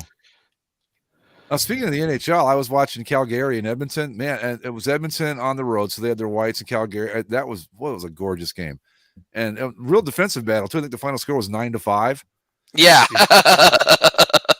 I was like, every time I turned around, Calgary was scoring again. I was like, geez, man. But yeah, it was wow. Just those Calgary uniforms are so nice, so nice. It's been interesting. Is the Kraken have done what they were always going to do and just traded the shit out of everyone they possibly could to pick up a bunch of picks. But it's been weird to watch the fan base kind of. I don't know. This franchise has barely existed, and yet already it's the fire everyone, fire these fucking guys. Yeah. Well, you know whose fault? You know whose fault that is? It's Vegas. Yeah, it's Vegas. Yeah, that's true. Like the Kraken's fans probably saw like, oh, we get the same rules as them. We're for sure going to get a team that's going to compete, and then they save some of the money, and it's like, well, maybe that's a little disappointing of an expansion draft, but they use that money in free agency, and it's like, okay, we're going to be a competitive team. We're going to make the playoffs year one. Expansion team rise up. And now it's like, no. This is how expansion teams work. Yeah. You're middling to bad, and then you trade your assets to build out the rest of your roster. And like, you can see the two paths kind of meeting up here at the same point, because Vegas is gonna suck like in a year or two. Well, and they don't have the draft picks to build up the rest of the organization at this point. Yeah, and they're already trading a guy that they can't trade because of salary concerns. And right, we called it back when they first came into the league, and we're doing all the we're going to win right now stuff. And we said, there's going to come a time where the bill's going to come due on this stuff, and here we are. And so now we have Golden Knights fans decrying every loss as the worst moment in franchise history, whereas Seattle. Yeah, so this should be fun. The long view of it. It's taking the long view, and they'll be good in a couple of years, but it comes with its lumps. So welcome to the NHL, Seattle. Welcome to the NHL, Seattle, and more to the point, welcome to the NHL, Las Vegas. Yeah. Really? Yeah. You want to know what being an NHL fan is like? Get ready for the suck. You know what else bothers me too? I'm sure it bothers Andy a hell of a lot more than it bothers me, but the fucking Blackhawks. Because I'm watching them play the Ducks, Zach, the game you were at, I believe. Yep. And those, even the white jerseys are fucking gorgeous. Like, why did it's like being a Browns fan right now. You can't root for these guys, right? I mean, yeah, I guess it's not the guys, but the team. It's horrible. I mean, Blackhawks. My relationship with them is still very weird. I'm starting to understand it a lot better. Believe me. Yeah, it's yeah, for sure. I think there's definitely a Browns kind of out there, too. But I mean, it's closer than I would like. But yeah, the Blackhawks thing is just, I don't know. They deserve everything they get, and I don't. Their uniforms are beautiful and all stuff, but at the same time, it's all like subjective as far as what. Like, so there's a lot of Blackhawks out there that are ride or die. They don't give a fuck about anything that happened to Kyle Beach. They're just, or they kind of made a gesture and now they're back on the bandwagon and just hoping everything works out. But the weird thing for me, the weirder thing has been watching like Jonathan Taves especially and Patrick Kane. These two just. I know they're only like 33 or 34 years old, but they're like crumbling hockey ruins, and they're involved. They're still around the franchise. They have no reason to be, and they hate the direction the team's going in. But they're standing up for the guy who let the sexual assault go on. No, they're clearly the last two guys that are part of that era of Blackhawks, and I think, I don't know what their plan is long term, and I don't want to go down a Blackhawks rabbit hole necessarily, but like they got to ditch a logo, they got to ditch Taves and Kane, they have to clean the fucking place out.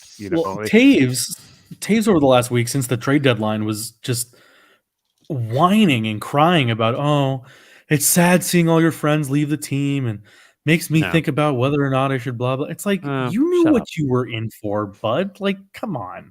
I mean, well, to be fair, Taves is just another dumbass athlete that knows nothing but the sport and feels like anything that happens with the sport is totally like takes precedence over law, over decency, over dignity.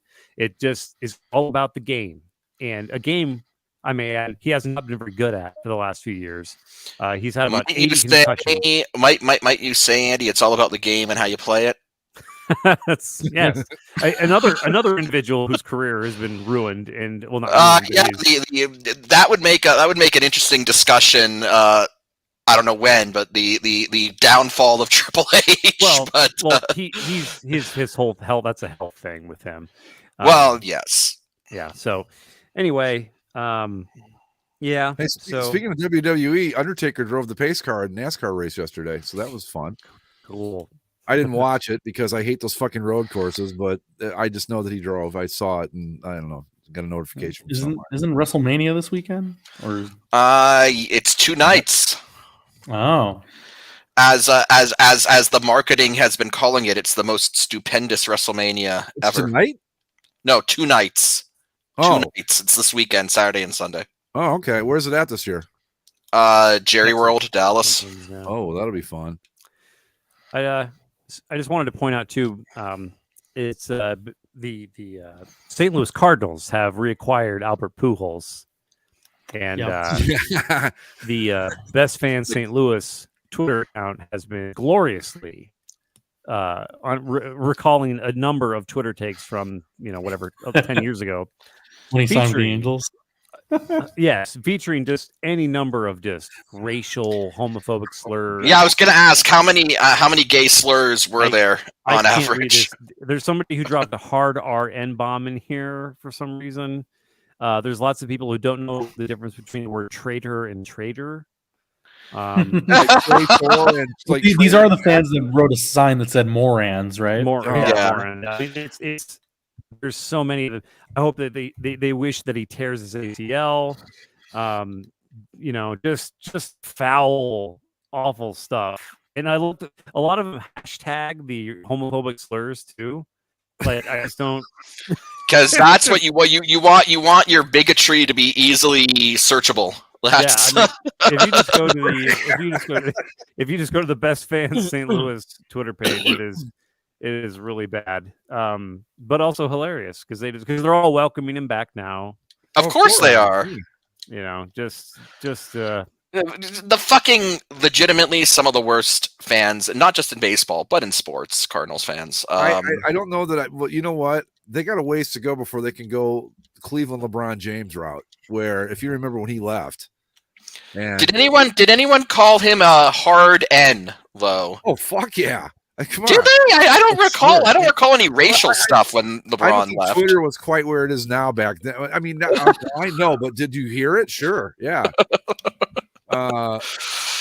And fuck him, and burning his jerseys and all this other stuff. Oh, he's coming back. Oh, wonderful. I will say this: the one small bit of defense I can give Cleveland about the decision is that the decision itself was a massive fucking sad publicity stunt. And that's fair, but even LeBron has admitted that it was a mistake, and he would not have done that if he could do it again. But sure, but I think you can go back to the boards and look. I was on the record as going, well, it happened, it was shitty, but good for him, and blah blah blah. And I don't know. I just look. I think look. The boards, the CCSLC has a very passionate Cleveland contingent. One way to put it. I remember once. It's a verb now. So yeah, I mean, I remember once. This was I don't know, maybe 5-6 years ago. The Cavs beat the Raptors in the Eastern Conference Finals, and I remember after the series, one of the Cleveland fans, accused me of hating the city of Cleveland. I was like, I don't hate Cleveland. I remember that. Yeah, it's like, well, yeah. He's like, why would you say I hate Cleveland? It's like, you were rooting for them to lose to the Raptors. It's like, they're my hometown team. It was not an anti-Cleveland thing. I just wanted to see my team win. But it's like this guy did not take too kindly to me rooting for the Toronto Raptors against the Cleveland Cavaliers. Well, there are times where no one's going to mistake that place for the Harvard Debate Club. I can tell you that, and that is one of them. But back to the Cardinals and Pujols. It's like, what is he like 65 now or something? Or how old? He's at just the right age to end his career the right way, Greg. Well, the thing that makes this work, of course, is the change in the DH, right? Yeah. Oh, by the way, I just he was ever able to go back there. Yeah. I just wanted to say, speaking of that, the DH becoming universal now. I've been on record on the show multiple times saying I liked that the NL didn't do the DH because I like anything that kind of gives each league its own distinct identity. Right. That being said, with the NL adopting the DH, Bob Costas, you can go to fucking hell, you bitch. The American League is checkers and the National League is chess. Yeah, well, now go fuck yourself. You know what? I understand. I get it, sort of, but it's like, okay, you've got to figure out when you got to pinch hit for a fucking pitcher. It's not like you're sitting down trying to figure out how to get around the 46 defense. Come on, spare me. Yeah. Well, now that here's a question that we didn't ask. Now that they've done this, how long until we start getting the arguments for getting rid of the leagues altogether and making it geographic? I don't like that. I imagine there's probably already people out there advocating for that. You know? I will. You get the California division because there's 5 teams in it, right? I will. I will be. I look. I love my Blue Jays. That might be one of the things that would kill my interest in baseball altogether, is if they just did away with the leagues. Well, I think you wouldn't want the Mets to be a division rival. Well, it's not so much that, especially because like the Blue Jays are they're latecomers anyway, relatively speaking, in baseball standards. So it's not like they have this deep AL history. But as someone who, as a sports fan, as someone who studied history, I love the history of the game of baseball, and I think a big part of that is the NL, AL divisions, and obviously that has meant less and less, interleague play, and now you've essentially done away with the last remaining rule difference between the two. I kind of get it, yeah, that you would have people advocating to get away from this, but I think that having the AL and the NL as this vestige from this like very interesting historical period of baseball and just getting rid of that entirely would be bullshit, borderline sacrilegious. I think what you'll see probably is, I think they'll keep them distinct, but it's going to be more like an AFC NFC thing where they're literally playing the same game now, where they kind of weren't before this, for the universal DH. So I'm with you, Mike. I don't want it to be split, or I should say merged. And I'm still. I was going to ask you guys when you brought this up. You talked about the Jays and the American League. Do you guys are young enough? You probably think of the Brewers as an NL team, don't you? Like more than an AL team. It's like, to me, it's still weird that they're in the National League. Well, to me, it's really weird that the Astros are in the exactly. Yeah, that's the weird one. Yeah, see, that's weird to me too. But like the Brewers, the Brewers are like. I hate the Astros. I hate playing the Astros, but it's still weird to consider them like a division rival. Weird, bad. So I that's what I mean. Like I couldn't see. So now if you do this, are you going to put the Phillies in the American League? I mean, they've been in the National League for what, like 200 years, or whatever. But the Dodgers, you can't do that. I mean, Yankees in the National League, that's never going to happen, is it? I mean, come on. It feels inevitable. Sorry, go ahead, Andy. No, I was just going to kind of just say that it feels inevitable because there's no real difference in leagues anymore. But go ahead. Yeah, there's no difference between. Well, I was going to say that either. Right. That's what I was going to say. Is it's already in effect in the NFL. It's hard to explain it in the NFL to somebody that doesn't know the history. Like if they're new, it's like, well, wait, why are they all separated? If they're like, why do the Chargers and Rams not play each other? It's like, well, because of 60. because they were two different leagues and they joined together. And that's the same thing with MLB. So it's not unfamiliar to the American sports fan. So I don't think they'll ever do it, especially because same way that they've kept the NFC East together through however many realignments.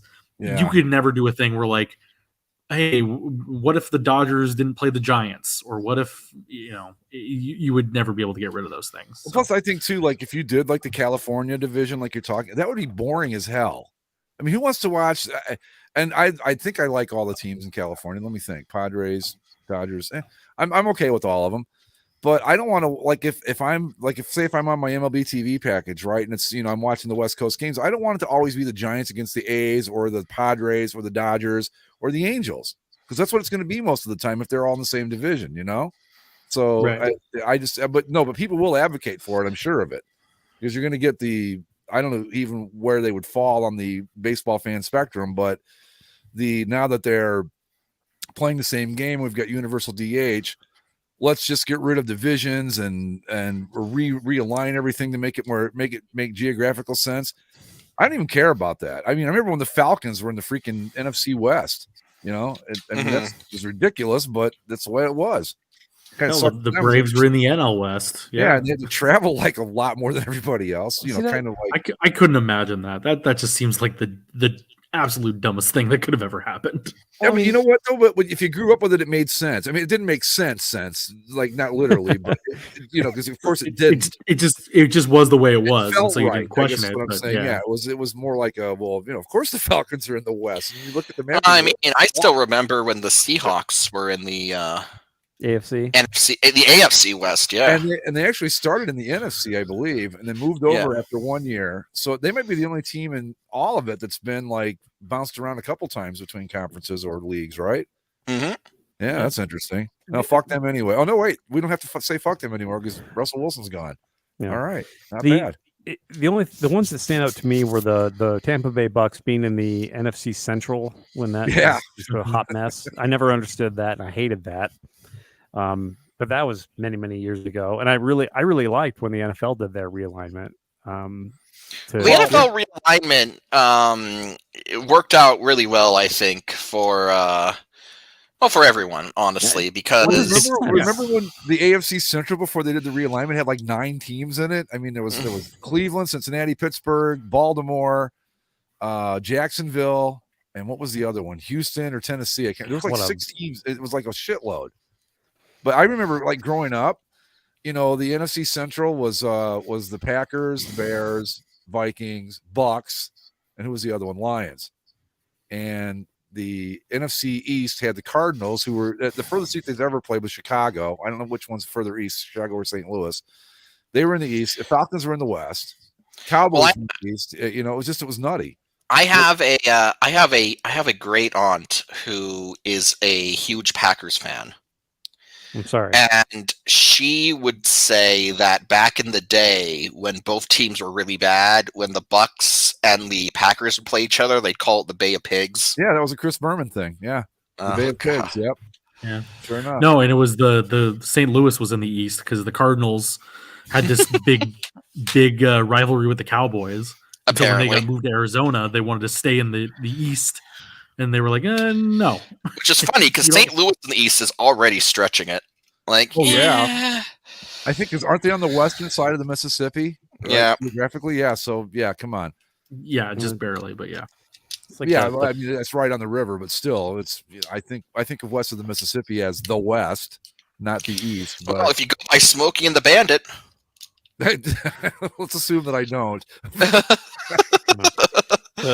Like the Blackhawks are in the West, and that doesn't really make the only one that that's an NHL problem because the league is so East heavy, right? Yeah, that it's the logistics. Hell, we had Detroit was the Western Conference for so many years. Nashville's I still like Detroit being in the East. It's like they need to be in the West because that's where they always were. When in my time as a hockey fan, they were in the West. Yeah. Toronto was in the West.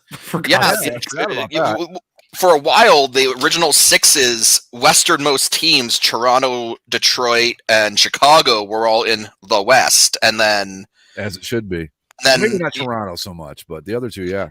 Toronto is really one where I could go either way on it. Like, it really doesn't matter. But I don't know. Like, the NHL is such a weird animal because you've got such an East heavy bias, but at the same time, it is also like so many problems with the current alignment could be solved if the Red Wings would just go back to the West. Right. And they fucking won't, because apparently there's like a blood pact involved. Here's a question for and we can wrap it up after this, but I just have to ask this. Have the Red Wings won the cup since they moved to the East? No. So there you go. Fucking idiots. Well, they've been terrible, but that's not. I know. that's not why. So you can take the terrible roster and win the cup if you just went back west, you idiots. But yeah, that's probably not going to happen. But no, it seemed natural that they were in the West. And I know they're not a Western city, but why the hell are the Red Wings in the Atlantic Division and the Hurricanes are in the Metro? Because the NHL alignment is the dumbest shit. Because the NHL made a thing when they went to the divisional playoff system again, they wanted to keep certain divisional rivalries intact. And so to do that, they basically what they did is they said, okay, the only teams that don't work in a traditional in the alignment we want to do are the Panthers and the Lightning. And we can't move any of the metropolitan teams out. And Carolina is kind of a weird one. So we're going to keep Carolina and Columbus in the Metro. And then we're going to make Atlanta or Florida and Tampa play the Canadian teams for reasons. That amount to essentially we got to juice those attendance numbers. Yeah, because the problem was with Atlanta no longer there, they couldn't really do the Southeast Division anymore. So except for those 2 years where the Winnipeg Jets were in the Southeast, which was that's some glorious stuff. Yeah, we can go on for hours about like alignments and all the sports. I mean, even basketball. I think at one point. Stop real alignment. Yeah. Anyway, the realignment of the calendar again, that was just fucking brilliant. One of the finest moments in the board's histories. I'm saying it just was awesome. We're gonna trade Tuesday to October for a holiday to be named later. I like the expand, like it was like these are going to be the divisions, and it was like the 3-day weekend division with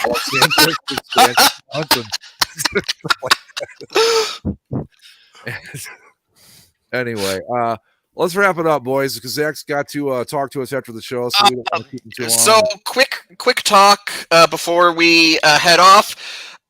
Canada qualified for the World Cup for literally the first time in my life. So I don't know who was more excited by that. I don't know if it was Andy or me that was more excited by the soccer news. Oh, Canada. Close call. Home and Nate. Well, we kicked the crap out of Jamaica and qualified. So, so you feel good about beating up on poor old Jamaica? That's yeah, nice. I do. Okay. So, they have already forgotten it by now. They were all so high anyway.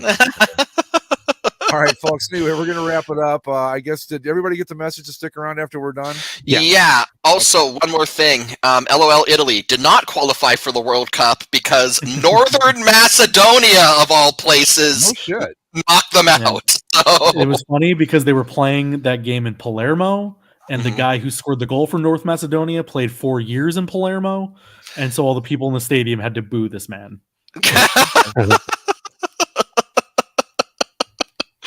Anyway, we'll take your word for it, guys. All right, we're going to wrap it up, folks. Follow us at Basically Sports on Twitter. Subscribe via Apple Podcasts, Spotify, Stitcher, the YouTubes, and wherever fine podcasting is sold. We will see you all next time. Later.